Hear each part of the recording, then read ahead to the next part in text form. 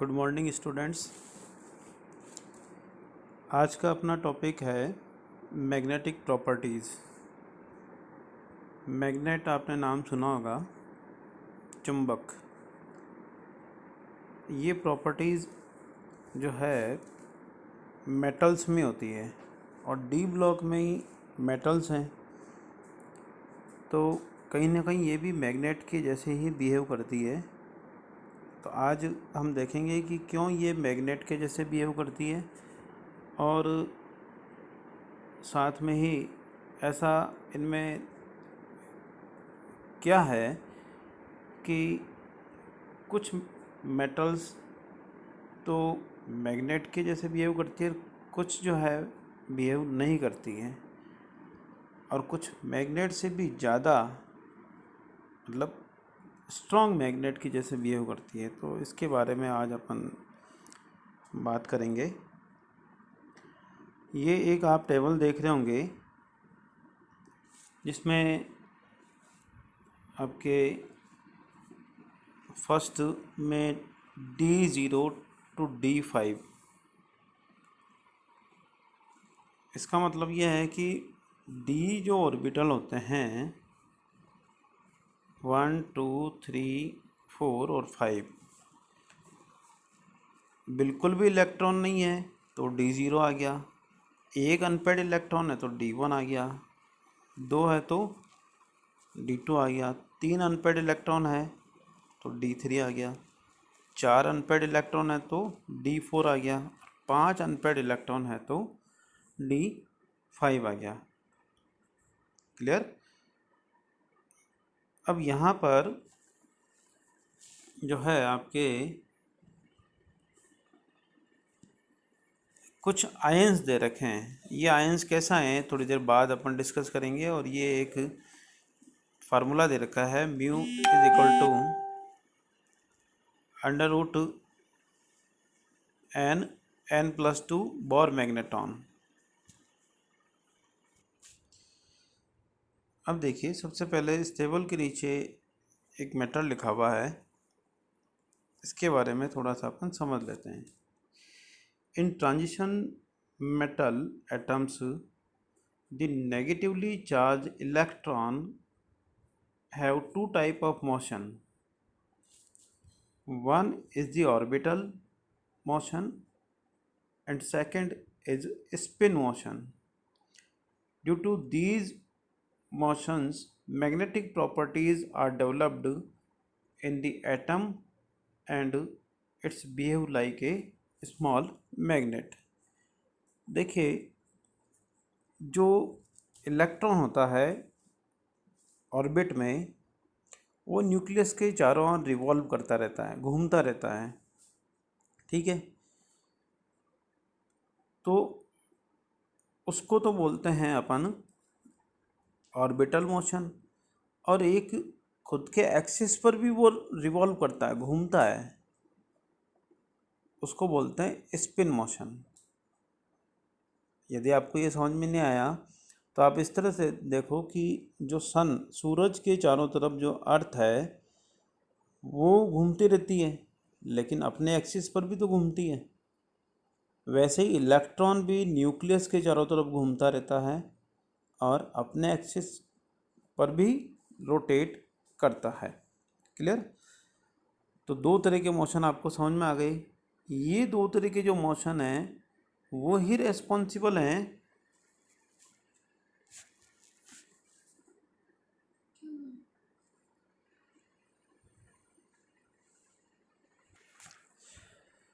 Clear.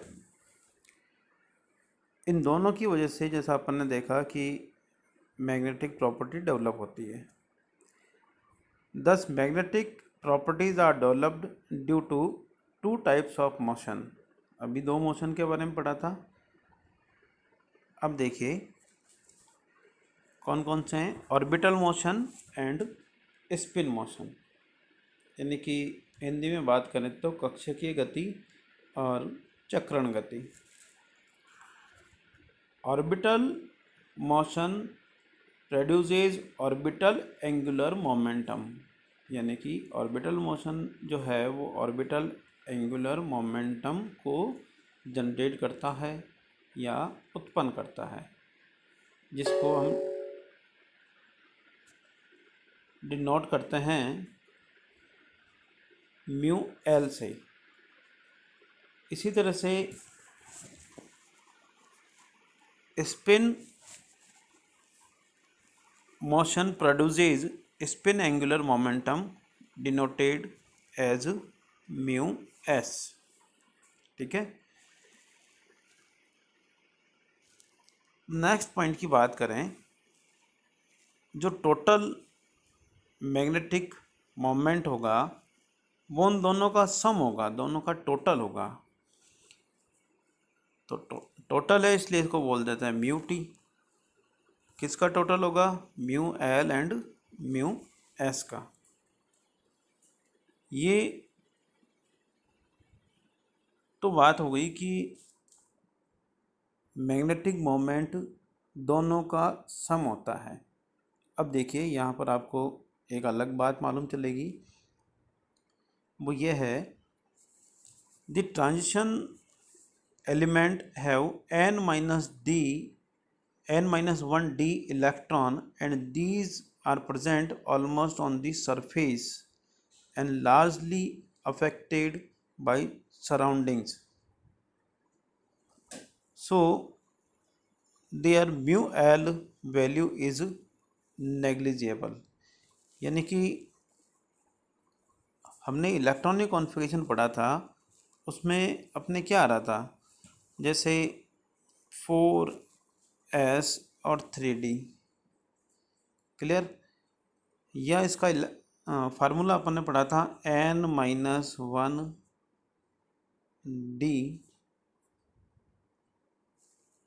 n-1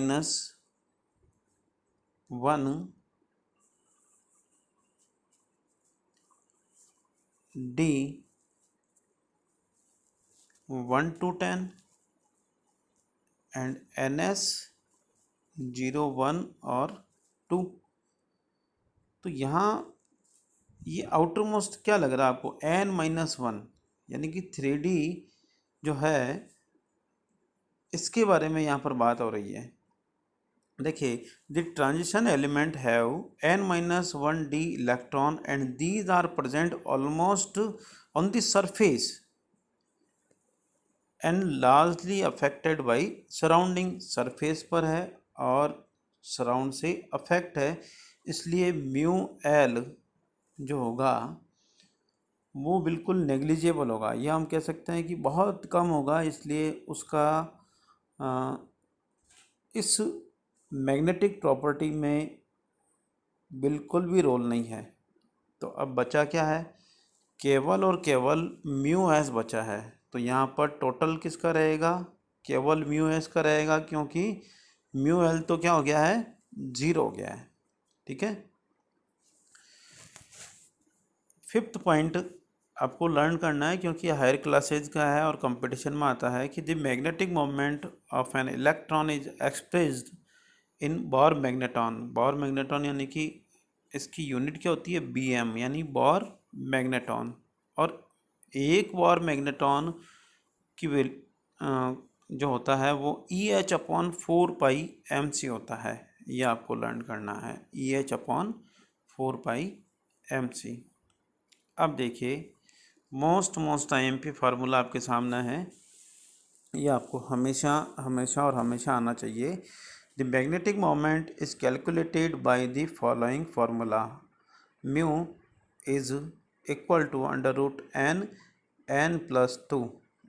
n यहाँ पर क्या है? Number of unpaired electron. Clear? अब देखिए, वापस हम फर्स्ट पेज की तरफ चलते हैं। फर्स्ट पेज में क्या है? ये सभी यहाँ पर इलेक्ट्रॉन के बेस पर दे रखा है। अभी हमने एक फार्मूला पढ़ा था, mu is equal to √n+2। तो ये यहाँ पर जो D1, D2, D3, D4, D5 है, ये अनपेड इलेक्ट्रॉन है। अब अनपेड इलेक्ट्रॉन होगा तो ही metal ion magnetic property show करेगा या मैग्नेटिक प्रॉपर्टी रखेगा। तो ये वो सभी आयन्स हैं जिनके पास अनपेड इलेक्ट्रॉन है।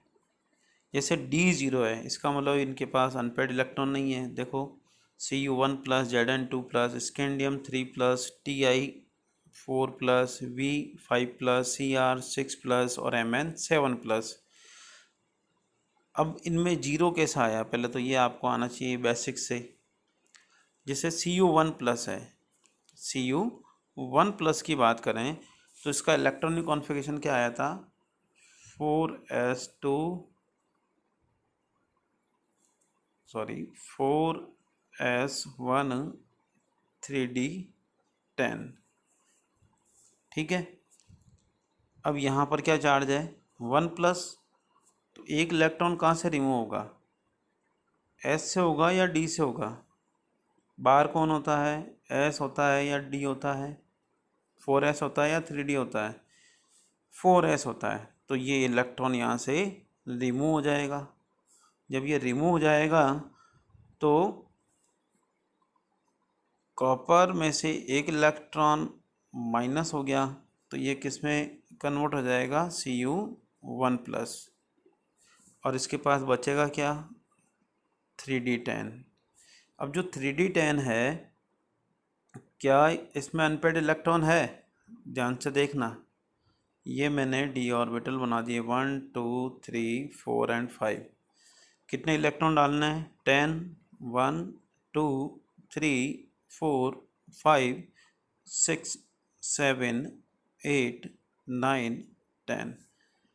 क्या आपको यहाँ पर अनपेयर्ड इलेक्ट्रॉन, अकेले इलेक्ट्रॉन दिख रहे हैं क्या, ये बिल्कुल पेयर है, ये भी पेयर है, ये भी पेयर है और ये भी पेयर है। यानी अनपेयर्ड इलेक्ट्रॉन क्या है, जीरो है। तो जीरो है तो आप यहाँ पर इस फार्मूले में mu is equal to under root n+2 रखेंगे।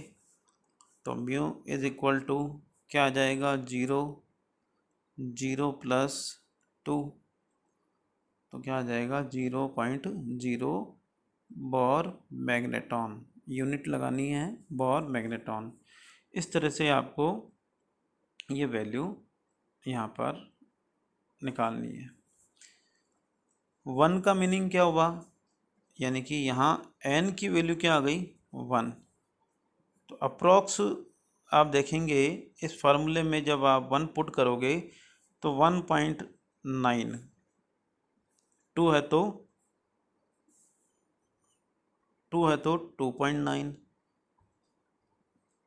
3 है तो 3.9, 4 है तो 4.9, 5 है तो 5.9। क्लियर।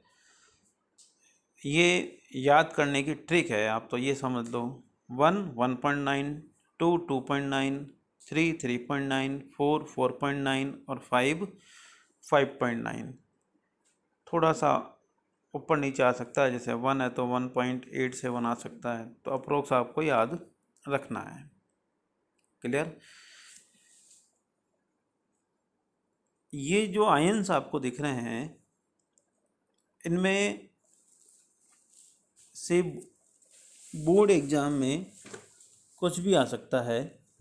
जैसे मैं आपको एक बोर्ड का क्वेश्चन बताऊं कि Ni2+ यानी निकल 2+ का बोर मैग्नेटॉन की वैल्यू निकालिए। चलिए ये क्वेश्चन करते हैं अपन Ni2+। तो ध्यान से देखना कि Ni2+ जो है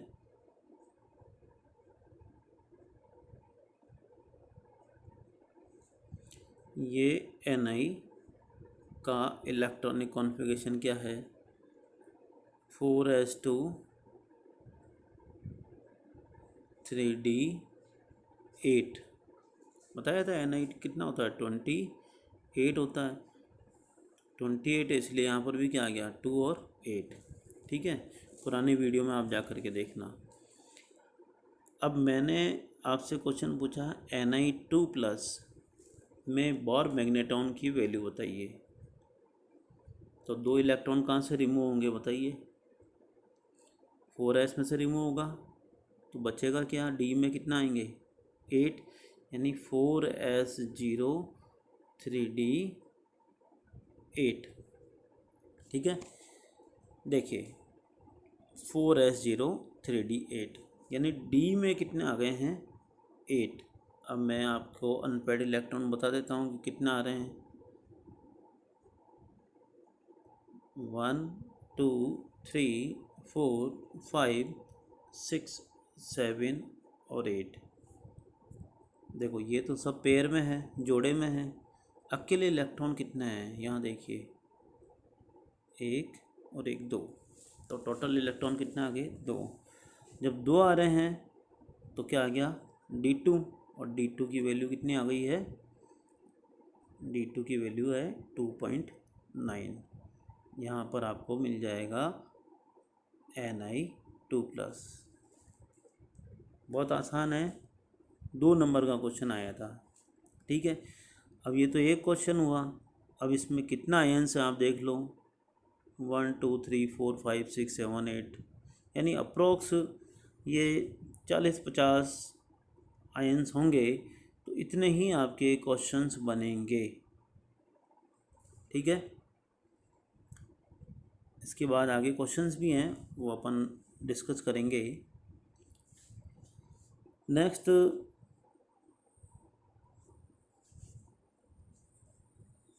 बात करें अपन,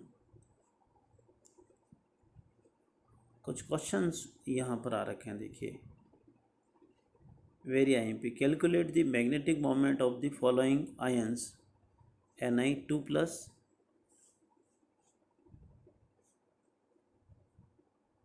Na4+, Fe2+, Fe3+, Mn2+, Mn4+।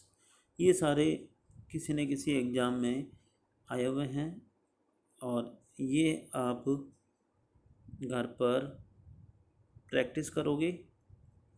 ठीक है, 2-3 आप करोगे तो स्टार्टिंग में थोड़ी आपको प्रॉब्लम आएगी, लेकिन मैं आपको हिंट दे देता हूँ। पहली चीज़, आपको इलेक्ट्रॉनिक कॉन्फ़िगरेशन अच्छी तरह से लर्न होना चाहिए, और सेकंड थिंग कि जितना चार्ज दे रखा है उतने इलेक्ट्रॉन रिमूव करने हैं। जितना चार्ज दे रखा है उतने इलेक्ट्रॉन रिमूव करने हैं। जैसे मैं आपको एक और क्वेश्चन में बात करूं, Fe2+, ये क्वेश्चन सपोज तुम्हारे बोर्ड में आ गया है, तो हम बात करें कि भाई Fe2+, अब Fe का इलेक्ट्रॉनिक कॉन्फ़िगरेशन कितना है। देखो एटॉमिक नंबर कितना है 26, तो अपने पास 4s और 3d। देखो 2 6 है तो 2 यहाँ रख दिया, 6 यहाँ रख दिया, हर एक में नहीं है, इसी में 3D सीरीज में ऐसे याद करना है। अब आप देखिए आपके पास क्या आ गया Fe2+, बताइए इलेक्ट्रॉन कहाँ से रिमूव होगा। देखिए मैंने बताया था फर्स्ट थिंग आपको क्या करना है, इलेक्ट्रॉनिक कॉन्फ़िगरेशन लर्न होना चाहिए। फिर जो चार्ज दिया हुआ है उतने ही इलेक्ट्रॉन रिमूव करने हैं, किस में से, इलेक्ट्रॉनिक कॉन्फ़िगरेशन में से। तो बताइए कहाँ से रिमूव होगा, 3D में से रिमूव होगा या 4s में से, बोलिए बाहर कौन सा है 4s। तो यहाँ पर क्या आ जाएगा 4s0 एंड 3d 6। ठीक है, अब देखिए 3d 6 में इलेक्ट्रॉन का डिस्ट्रीब्यूशन कैसे होगा।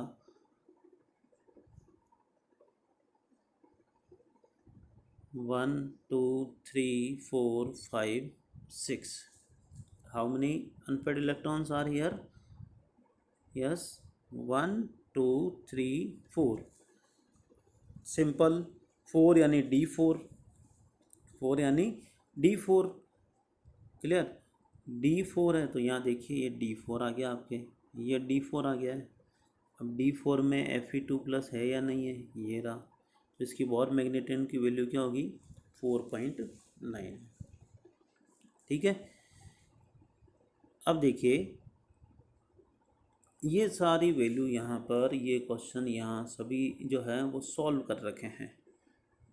ठीक है,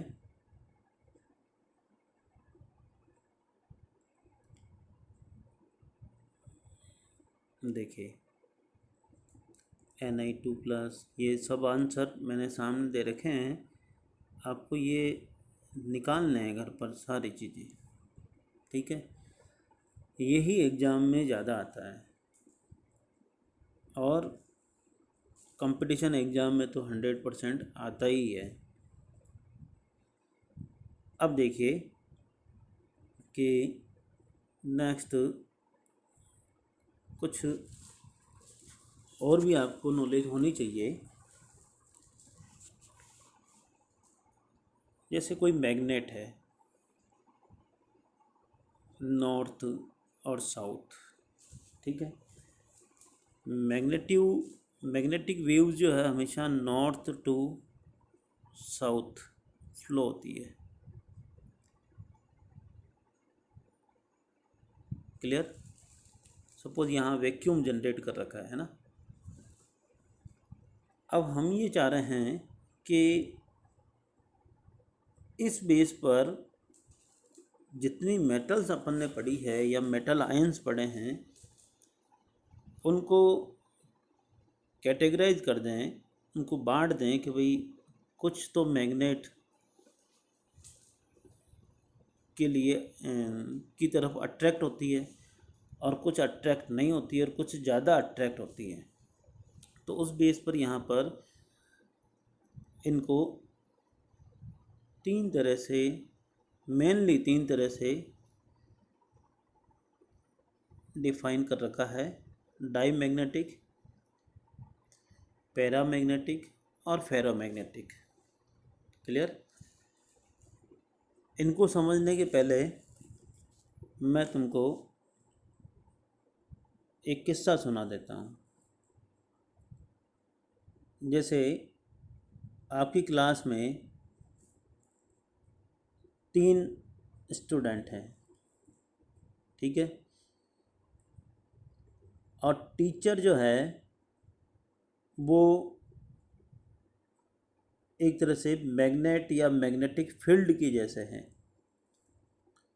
तो 3 तरह के जो बच्चे होते हैं उनमें से एक का तो ऐसा है कि टीचर क्लास में आ जाए तो भी वो पढ़ाई नहीं करता है, टीचर चला जाए तो भी वो पढ़ाई नहीं करता है, यानी कि बिल्कुल निकम्मा है, क्योंकि उसमें दिमाग ही नहीं है। इसी तरह से मैं कह सकता हूँ कि वो जो स्टूडेंट है वो क्या है, डाईमैग्नेटिक है। नॉर्थ और साउथ के बीच में जो मैग्नेटिक वेव्स है वहाँ पर उस मेटेरियल यानी उस स्टूडेंट को रखा, और ये टीचर आ गया, नॉर्थ और साउथ क्या आ गया, टीचर आ गया। तो इसको जब यहाँ रखा तो ये मैग्नेटिक वेव्स को अपनी ओर अट्रैक्ट नहीं करता बल्कि रिपेल करता है। क्या करता है, रिपेल करता है, यानी टीचर से दूर भागता है। इस तरह के जो बच्चे होते हैं उनको क्या बोलते हैं, डाईमैग्नेटिक। दूसरे टाइप के जो बच्चे होते हैं वो टीचर जब आता है क्लास में तब पढ़ाई करते हैं, और जैसे ही टीचर जाता है पढ़ाई करना बंद कर देते हैं। देख लो आपकी क्लास में भी बहुत सारे ऐसे बच्चे हैं, यानी टीचर जब प्रेजेंट रहेगा तब वो पढ़न सर की जैसे बिहेव करेंगे, पढ़ने वालों की जैसे, और जैसे ही टीचर गया बैग को फेंक दिया। ठीक है, सिमिलरली ये मैग्नेटिक फील्ड है और यहाँ पर उस तरह के स्टूडेंट यानी मटेरियल को रखा है, यानी कि मेटल को रखा है। तो जब तक टीचर है तो वो टीचर की बातों को फॉलो करेगा, यानी मैग्नेटिक वेव्स को अपनी ओर अट्रैक्ट करेगा। लेकिन जैसे ही मैग्नेट हटाएंगे तो वो क्या हो जाएगा, डाई मैग्नेटिक हो जाएगा, यानी कि उसकी मैग्नेटिक प्रॉपर्टी क्या होगी, वापस डिस्ट्रॉय हो जाएगी। ठीक है, वापस बोल रहा हूँ, इस तरह के जो मटेरियल्स हैं उनको मैग्नेटिक फील्ड में रखें या मैग्नेटिक फील्ड उनके ऊपर अप्लाई करें तो वो मैग्नेट की जैसे बिहेव करते हैं, लेकिन जैसे ही मैग्नेटिक फील्ड वहाँ से रिमूव करते हैं उनमें जो मैग्नेटिक प्रॉपर्टी डेवलप हुई थी वो डिस्ट्रॉय हो जाती है। ठीक है, अब बात करते हैं फेरो मैग्नेटिक्स। फेरो में क्या है, वापस वही स्टूडेंट वाली बात करें, यानी तीसरे तरह का जो स्टूडेंट है वो टीचर के आने के पहले भी पढ़ता रहता है, नहीं, पहले उसके ऊपर टीचर आएगा, टीचर उसको बताएगा, टीचर जब बता कर जाता है यानी टीचर की प्रेजेंस में पढ़ता रहता है बताने के बाद, है ना, और टीचर के जाने के बाद भी वो पढ़ता ही रहता है। तो वो कौन सा स्टूडेंट हुआ, होशियार स्टूडेंट, यानी कि उसमें दिमाग थोड़ा ज़्यादा है। ऐसे ही हम फेरो मैग्नेटिक की बात करें तो ये मैग्नेट को हमने अप्लाई किया, मैग्नेट के बीच में मेटेरियल को रखा, तो जैसे ही रखते हैं तो ये मैग्नेटिक वेव्स को अपने अंदर में से जाने देता है। आप डायग्राम देखना, और जब अंदर में से फ्लो होने देता है तब ये खुद जो है मैग्नेट की जैसे बिहेव करता है, और जैसे ही मैग्नेटिक फील्ड हटा देते हैं तो भी इसके मैग्नेटिक जो प्रॉपर्टी डेवलप हुई थी वो डिस्ट्रॉय नहीं होती है, यानी कि इसको क्या बोलते हैं, फेरो मैग्नेटिक। तो वापस देखते हैं, डाई मैग्नेटिक जिनमें दिमाग नहीं होता है, यानी कि अनपेड इलेक्ट्रॉन नहीं होते हैं। पैरा मैग्नेटिक यानी उसमें थोड़ा दिमाग होता है, यानी कि उसमें थोड़े ही अनपेड इलेक्ट्रॉन होते हैं। फेरो मैग्नेटिक यानी कि उसमें बहुत ज़्यादा दिमाग होता है, यानी कि उसमें अनपेड इलेक्ट्रॉन जो हैं ज़्यादा होते हैं। ठीक है, तो इस बेस पर आपको तीनों बातें समझ में आ गई होगी। देखिए, when these types of compounds are placed in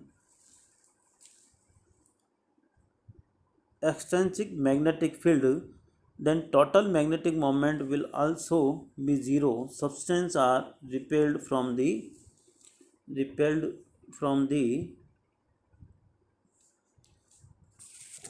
magnetic field because they have zero unpaired electron. Clear?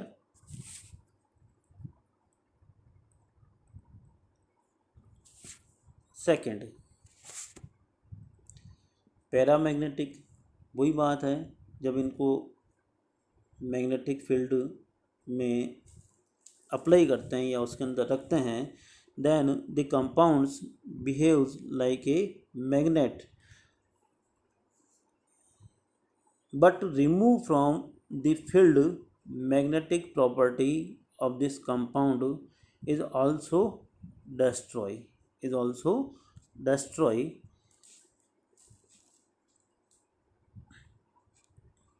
Next, ferromagnetic.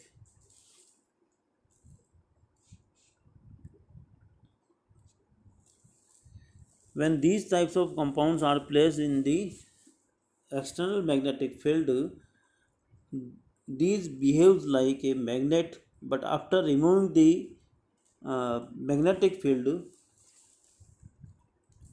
the magnetic property or magnetic behavior doesn't destroy, or it convert into a permanent magnet, or it behaves like a permanent magnet. वही होशियार वाला बच्चा है, पढ़ता ही रहता है, यानी कि एक बार इसको पढ़ाई में ध्यान लगा दिया तो टीचर के जाने के बाद भी पढ़ता रहता है। इसी तरह से फेरोमैग्नेटिज्म भी वही होते हैं कि एक बार इनको मैग्नेटिक फील्ड में रखा या मैग्नेटिक फील्ड अप्लाई किया तो ये मैग्नेट की जैसे बिहेव करते हैं, और मैग्नेटिक फील्ड अप्लाई होने के बाद ये परमानेंट मैग्नेट बन जाते हैं। ठीक है, इनका इंडस्ट्री में बहुत अच्छा जो है यूज है। देखिए यहाँ पर एक आईएमपी पॉइंट बता रखा है,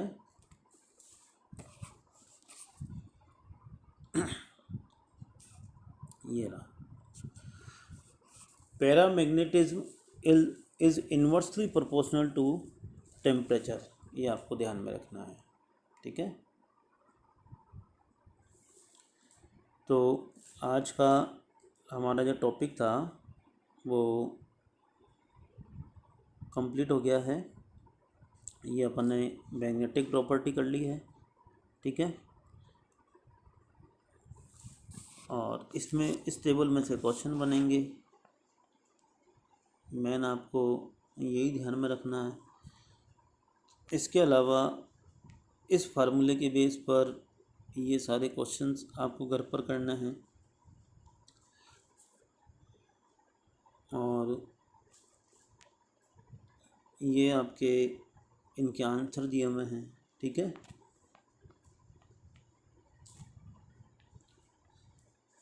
ओके बेटे।